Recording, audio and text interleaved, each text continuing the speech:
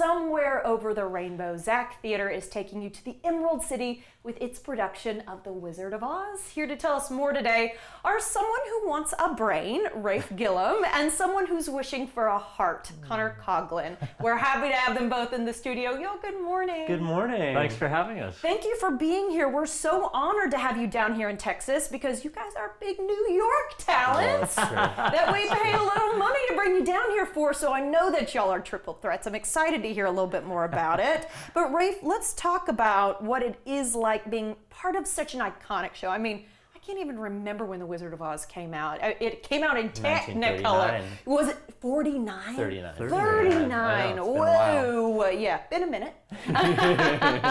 But you know, it's really part of the zeitgeist right now, right? Because we're talking about Wicked, the second half of the movie's coming out. The Wiz, of course, has been a spin on that as well. Yeah. So the original Wizard of Oz is what we're talking about here. Yeah. Can you just talk to me about being a part of this show and this production? Absolutely. It's really been such a treat to see all of the audience members bring such a love for the story, because you see across generations, people who grew up with the movie have this childlike delight that they've brought from sometimes their childhood, and then younger audience members as well, seeing it either for the first time or they've been introduced through Wicked or they've been introduced through parents, whatever.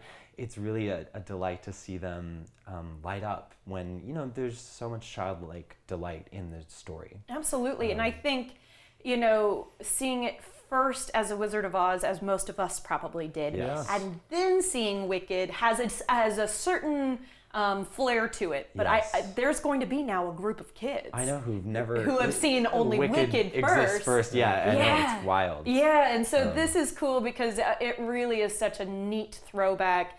And from my understanding, an all ages family friendly show. So we'll talk more about that in just a moment. But Connor, if you wouldn't mind, talk to me about how you prepared for your roles, because you guys actually do duality here. You're Hickory and the Tin Man. So if you wouldn't mind telling me first about your preparation there. Yeah, well, of course, it's based on the book by L. Frank Baum. So both of us read that as inspiration. Good for you. And, you know, the book's always the best. The book's always the best. And there's backstory in the book that doesn't get covered in the film.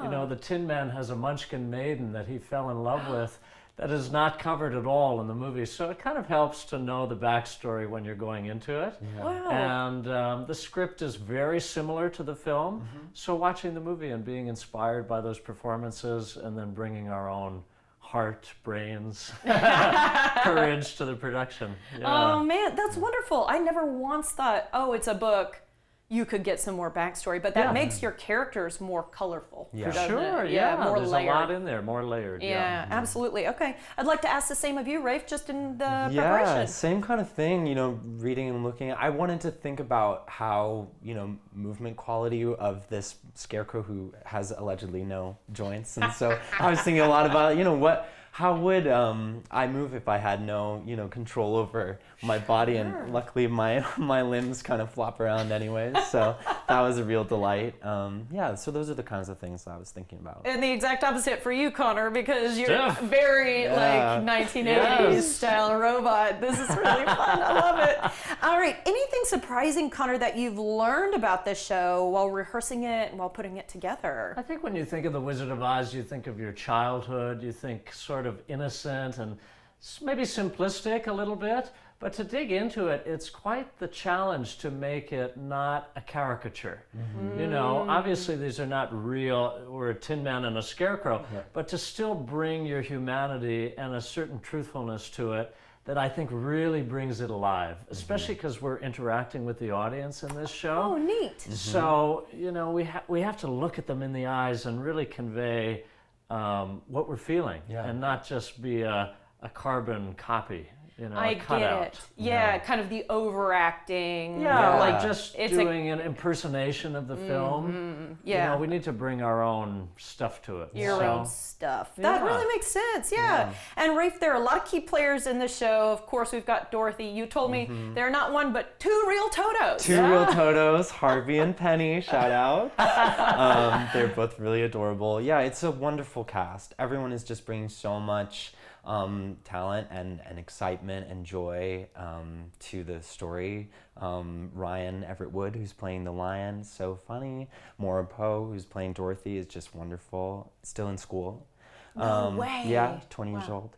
Good for her. Yeah. So and it's a so great cast. it's a small portion of y'all that we've brought in from New Yes. York, but the rest is local a lot of talent? local Austin people, so it's really wonderful to have that community. I think the ZAC is very big about building community within the Austin area, and especially this show, because it's interactive in the way that it's been staged, you do feel that community, and people really feel like they're part of this story, that it's their narrative too. I think the fact that it is interactive is something I wasn't expecting. Totally. So changes the audience experience a little bit. And there's an ASL performance that I want to make sure I mention on September 6th, which is fantastic. But so Connor, what would you say about, the ages of people who you would suggest to walk through the door? Who would enjoy this show the most? Yeah, I think 5 and up is a good age range, and we've got everybody. We've got people bringing their grandkids, and we see the grandparents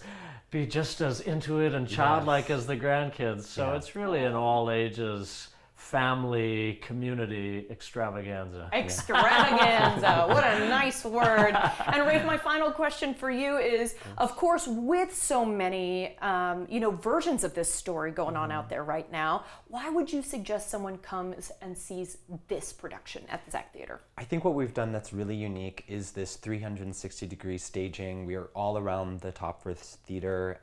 Audience members can sit on stage if they want to. Whoa. Audience members can also get a little participation bag where they can throw apples at me and Dorothy. They blow bubbles when Glinda comes in.